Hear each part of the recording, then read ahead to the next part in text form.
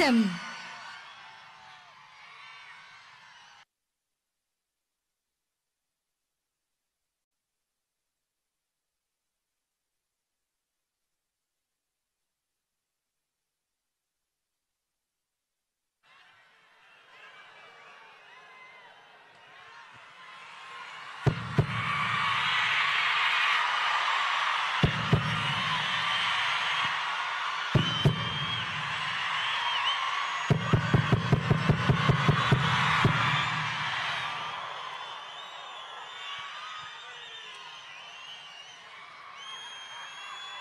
ఈరోజు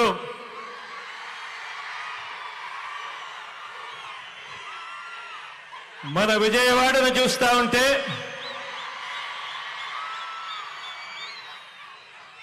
సామాజిక చైతన్యాల వాడగా ఈరోజు విజయవాడ కనిపిస్తా ఉంది.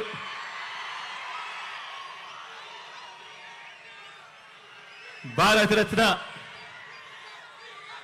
బాబాసాహెబ్ డాక్టర్ భీమ్రావ్ అంబేద్కర్ గారి మహావిగ్రహం,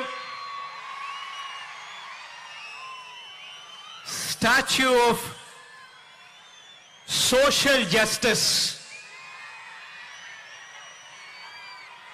ఆవిష్కరణ సందర్భంగా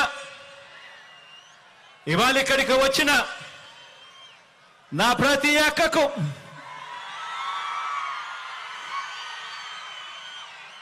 నా ప్రతి చెల్లెమ్మకు, ప్రతి అవ్వకు, ప్రతి తాతకు, ప్రతి సోదరుడికి, ప్రతి స్నేహితుడికి, మొత్తం దళిత జాతికి, బహుజనులకు రాజ్యాంగాన్ని, ప్రజాస్వామ్యాన్ని ప్రేమించే ప్రతి గుండెకు ఈరోజు మీ జగన్ అభినందనలు తెలియజేస్తా ఉన్నాడు ఈ వేదికపై నుంచి.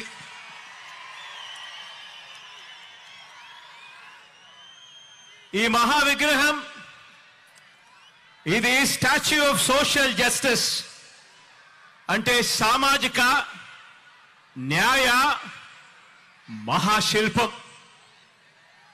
ఎప్పుడైనా కూడా ఇటువంటి విగ్రహాన్ని చూసినప్పుడు మామూలుగా అమెరికాలో స్టాచ్యూ ఆఫ్ లిబర్టీ అనే అమెరికాలో మనకు కనిపిస్తూ ఉంటుంది. ఆ స్టాచ్యూ ఆఫ్ లిబర్టీ అంటే అమెరికా అని చెప్పి దాన్ని విన్నాం, దాని గురించి మనం మాట్లాడతాం. కానీ ఇక మీదటి నుంచి స్టాచ్యూ ఆఫ్ సోషల్ జస్టిస్ అంటే ఇక నుంచి ఇండియాలో విజయవాడ అని చెప్పి ఇక మీదటి నుంచి మారుమోగుతుంది.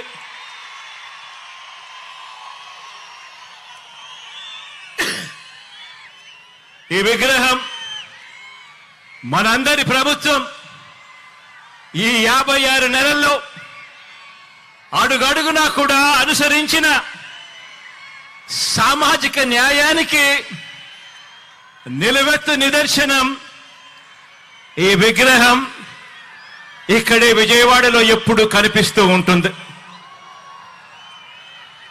ఆశ్చర్యం ఏమిటో తెలుసా? అంబేద్కర్ గారు జన్మించి 133 సంవత్సరాల తరువాత కూడా, అంబేద్కర్ గారు మరణించిన 68 సంవత్సరాల తరువాత కూడా ఈ విగ్రహాన్ని స్టాచ్యూ ఆఫ్ సోషల్ జస్టిస్ కింద, సామాజిక న్యాయ మహాశిల్పం కింద ఈ రోజుకి కూడా ఏర్పాటు చేసుకుంటా ఉన్నాం. ఆలోచన చేయమని అడుగుతా ఉన్నా. ఎందుకు చేస్తా ఉన్నాము?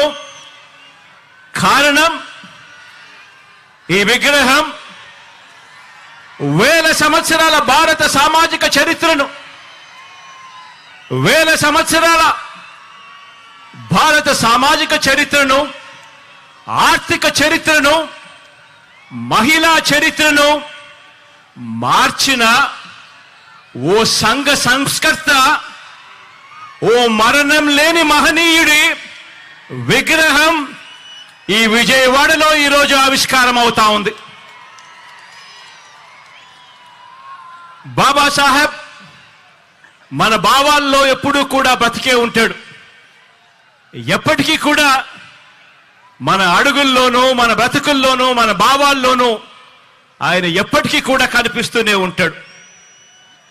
ఈ దేశంలో పెత్తందారితనం మీద, అంటరానితనం మీద, కుల అహంకార వ్యవస్థల దుర్మార్గుల మీద, ఆ దుర్మార్గాల మీద, అక్క చెల్లెమ్మలపై వివక్ష మీద పోరాటాలకు నిరంతరం స్ఫూర్తి ఇస్తూనే ఉంటాడు ఆ మహామనిషి.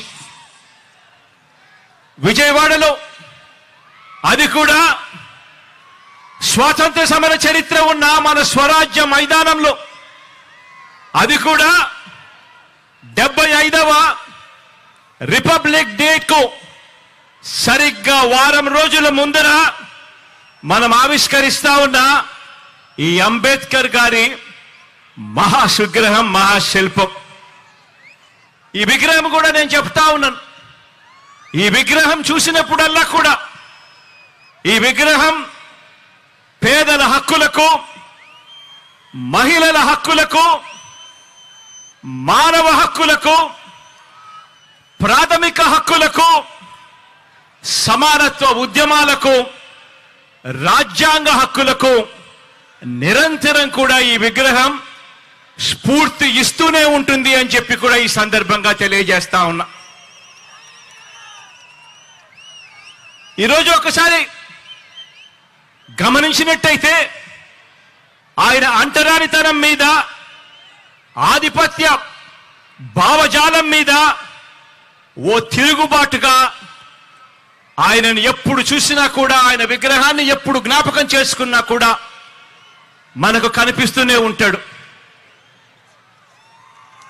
ఈరోజు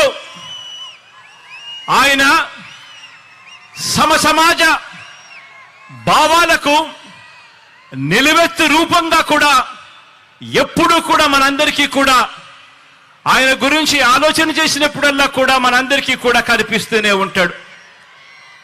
ఆయన రాజ్యాంగ హక్కుల ద్వారా, రాజ్యాంగ న్యాయాల ద్వారా నిరంతరం కూడా మనల్ని కాపాడే ఒక మహాశక్తిగా ఆయన మనందరికీ కూడా స్ఫూర్తినిస్తూనే ఉంటాడు.